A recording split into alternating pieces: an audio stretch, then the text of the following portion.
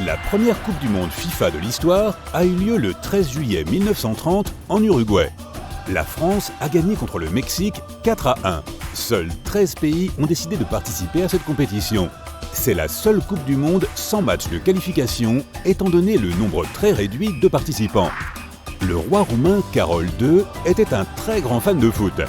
Sa priorité absolue a été celle de faire entrer son équipe nationale dans la Coupe du Monde de la FIFA. Il accède au trône 35 jours avant le début de la compétition. Il a sélectionné lui-même les joueurs et ils ont présenté la demande d'inscription 3 jours avant la date butoir. Le problème, c'est que la plupart des joueurs travaillaient pour une entreprise qui refusait de leur donner 3 mois de congés payés.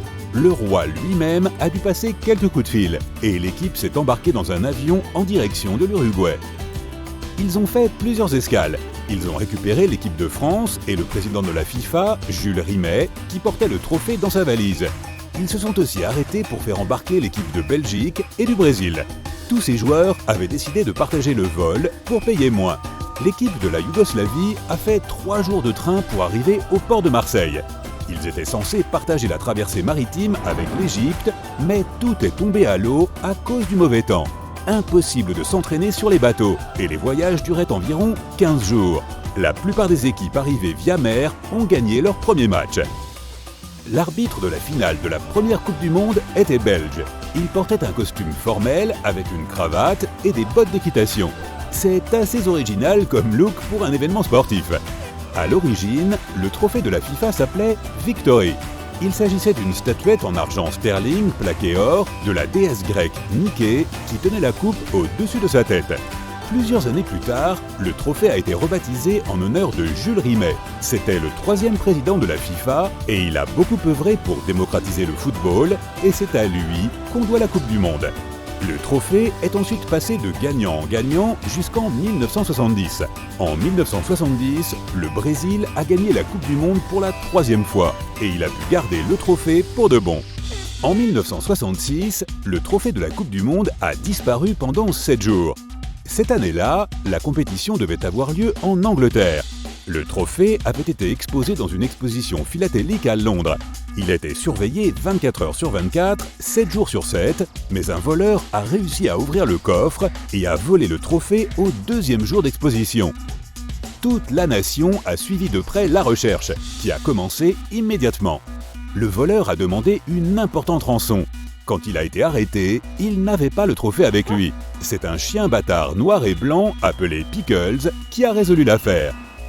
Une semaine après le vol, Pickles a remarqué quelque chose d'emballé dans du journal sous une haie de son jardin à Londres Sud. Le toutou a attiré l'attention de son maître, David Corbett, qui a contrôlé le paquet. Il était en train de déballer doucement l'objet et il s'est rendu compte que le trophée de la Coupe du Monde était dans son jardin. Une fois que l'authenticité de l'objet a été prouvée, Pickles est devenu une star mondiale. Son maître a reçu l'équivalent de 95 000 € en prime et le toutou a reçu une fourniture de nourriture à vie. Plusieurs années plus tard, un nouveau trophée a été dessiné par un artiste italien qui avait gagné un prix de design. C'est une statuette de 2 athlètes qui soulèvent un globe en or 18 carats avec des bandes de malachite à sa base. Certains scientifiques avancent que le globe est forcément creux. Sinon, les gagnants ne parviendraient pas à soulever le trophée comme ils le font. Personne n'a vu le trophée original Jules Rimet depuis 1983. La Confédération brésilienne de football l'a placé en belle vue dans ses bureaux. Un groupe de voleurs a réussi à passer la sécurité de l'immeuble, à ouvrir le cadre en bois de la boîte en verre blindé et à prendre le trophée. La Banque centrale de Rio de Janeiro a offert une importante prime à la personne qui ramènerait le trophée. Mais rien, le trophée n'est jamais réapparu. Selon une rumeur très populaire, le trophée aurait été fondu et transformé en lingots d'or dans une des nombreuses fonderies brésiliennes. Le système des cartons rouges et jaunes n'a été introduit que lors de la Coupe du Monde de 1970. Avant la mise en place de ce système, les arbitres devaient communiquer aux joueurs qu'ils étaient expulsés. Lors d'un match au Chili, l'arbitre Ken Aston voulait expulser un joueur italien qui avait donné un coup de pied à un joueur chilien. L'Italien ne parlait pas anglais et l'arbitre ne parlait pas un mot d'italien. Ce sont donc les autres joueurs et la sécurité du stade qui ont traîné le joueur hors du terrain. Le reste du match a été particulièrement violent. L'arbitre n'avait aucun moyen de signaler simplement aux joueurs qu'ils devaient quitter le terrain. Ken Aston n'a plus arrêté de penser à ce match, même quand il est rentré chez lui. Alors qu'il conduisait, il a observé les feux tricolores et il a décidé d'appliquer le même principe sur les terrains. Cette trouvaille a été immédiatement appréciée, mais elle n'a été ajoutée au règlement officiel que longtemps après.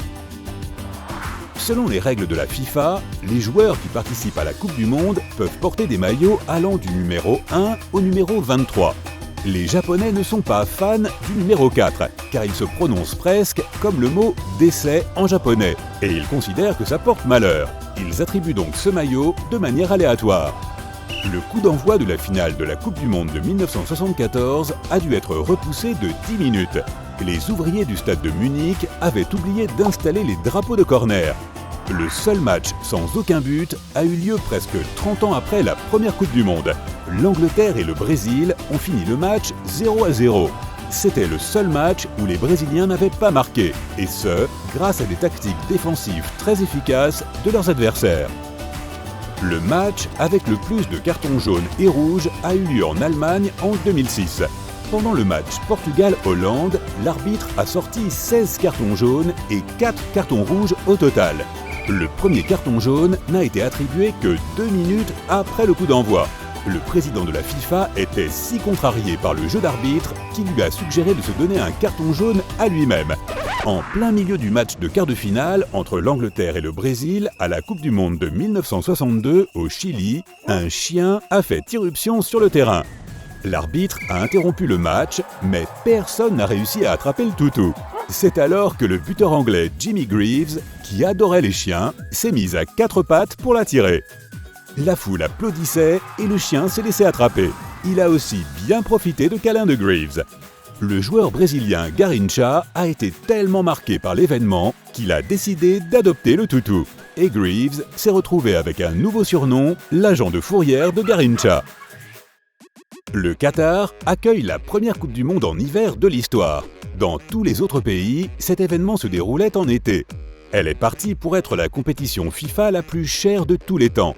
Ce n'est pas surprenant, sachant que tous les stades sont équipés de climatisation et que les gagnants touchent 40 millions d'euros pour la victoire. Selon des statistiques particulièrement intéressantes, ce n'est jamais arrivé qu'une équipe coachée par un entraîneur étranger gagne la coupe. Jusqu'à maintenant, toutes les équipes gagnantes étaient entraînées par des coachs de la même nationalité.